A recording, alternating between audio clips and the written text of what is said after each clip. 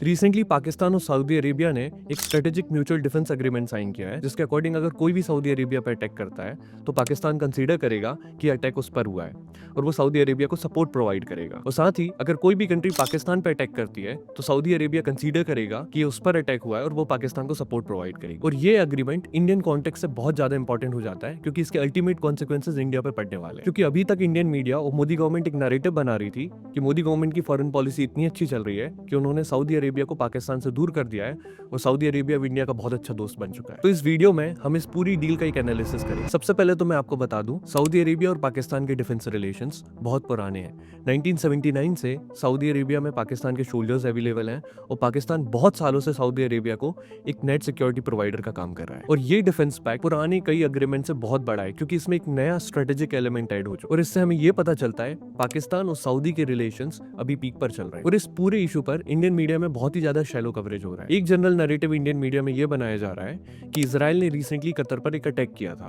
और यूएस ने कतर को सिक्योरिटी गारंटी दी है, उसके बावजूद भी यूएस ने कोई भी रिएक्शन नहीं दिया।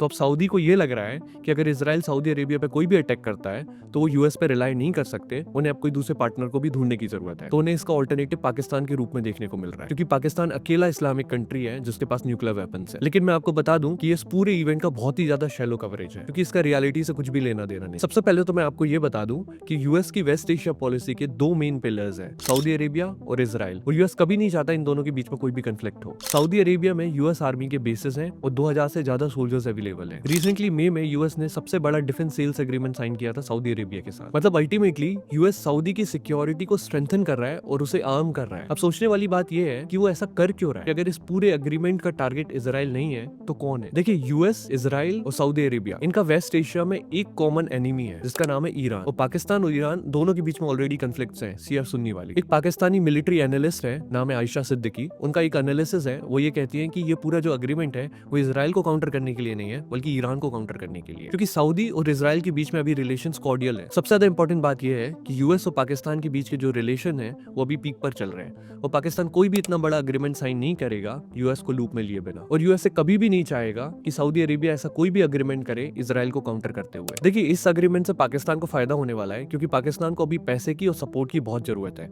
जो यूएसए और सऊदी अरेबिया दोनों उसको प्रोवाइड कर सकते हैं। और पाकिस्तान का हमेशा से सपना रहा है कि वो वेस्ट एशिया के लिए एक नेट सिक्योरिटी प्रोवाइडर बनना चाहता है। रिसेंटली रियूटर्स के रिपोर्टर्स ने दोनों कंट्री के ऑफिशियल्स को पूछा था कि क्या इस एग्रीमेंट के अकॉर्डिंग पाकिस्तान सऊदी अरेबिया को अपना न्यूक्लियर सपोर्ट भी प्रोवाइड करेगा। तो दोनों कंट्री के ऑफिशियल्स ने कहा कि ये जो एग्रीमेंट है ये हर तरीके के मिलिट्री मीन्स का है, यानी कि अगर जरूरत पड़ी तो वो न्यूक्लियर सपोर्ट भी प्रोवाइड करेगा। और इस एग्रीमेंट से सऊदी